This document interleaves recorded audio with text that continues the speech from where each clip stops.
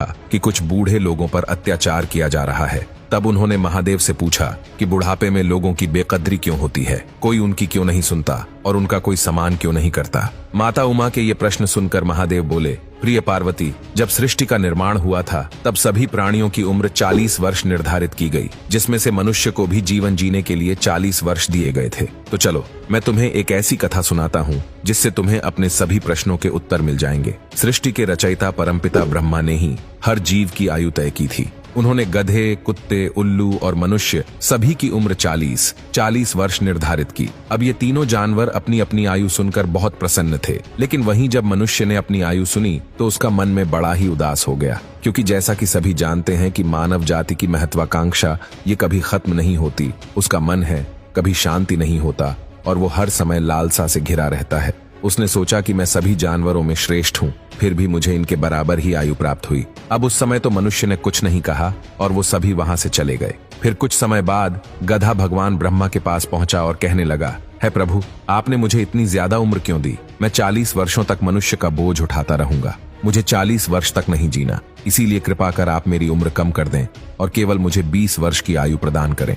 भगवान ब्रह्मा ने जब गधे की बात सुनी तो उन्होंने कहा कि ठीक है, मैं तेरी आयु कम कर देता हूँ, लेकिन तुझे अपनी आयु किसी को दान में देनी होगी। जिसके बाद ब्रह्मा जी ने गधे की आधी उम्र मनुष्य को दे दी और इस तरह मनुष्य की उम्र 60 वर्ष हो गए। फिर कुछ ही देर बाद ब्रह्मा जी के पास एक कुत्ता भागते भागते आया और वो बड़ा ही परेशान था। उसने भगवान से कहा कि आपने मुझे 40 वर्ष की आयु दी है, लेकिन मुझे इसका कोई फायदा नहीं। मैं तो केवल इंसानों के घरों की रेख देख करता हूँ, लोगों का झूठा खाता हूँ और रात भर भौंकता रहता हूँ, लेकिन मुझे सुनने वाला कोई नहीं। इसीलिए अब ऐसा करे कि मेरी उम्र 20 वर्ष तक घटा दें।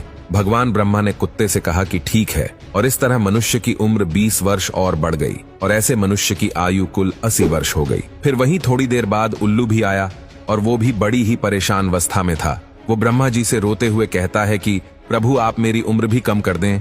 मैं रात भर सबकी रखवाली करता हूँ, पूरी रात जगता हूँ, लेकिन मेरा हाल चाल पूछने वाला कोई नहीं। इसीलिए मैं 40 वर्षों तक जिंदा नहीं रहना चाहता और आप मेरी उम्र आधी कर दें। भगवान ब्रह्मा उल्लू की सारी बातें सुनकर उसकी उम्र भी कम करने के लिए तैयार हो जाते हैं, जिसके बाद उल्लू की उम्र भी केवल 20 वर्ष रह जाती है और उसकी आयु के 20 साल भी भगवान मनुष्य को दे देते हैं। और दोस्तों, इस तरह मनुष्य की आयु 100 वर्ष हो जाती है, यानी कि मनुष्य की उम्र के केवल 40 वर्ष ही इंसान के होते हैं। लेकिन फिर वो 60 सालों तक गधे की उम्र जीता है। 40 से 60 के बीच वो गधे की तरह अपने परिवार का बोझ उठाता है, अपने बच्चों की जिम्मेदारी उठाता है और उन्हें पाल पोस कर बड़ा करता है। फिर मनुष्य 60 से 80 वर्ष का जीवन एक कुत्ते की तरह व्यतीत करता है। इस उम्र में उसे घर के एक कोने में चारपाई दे दी जाती है, जहां वो पड़ा रहता है और उसी जगह पर उस व्यक्ति को खाना, पानी आदि दे दिया जाता है। अगर कोई घर में मिलने आता है तो वो अपने घर वालों को आवाज देता है कि देखो, कोई आया है। फिर भी उसकी आवाज सुनकर सभी अनसुना कर देते हैं। इसके बाद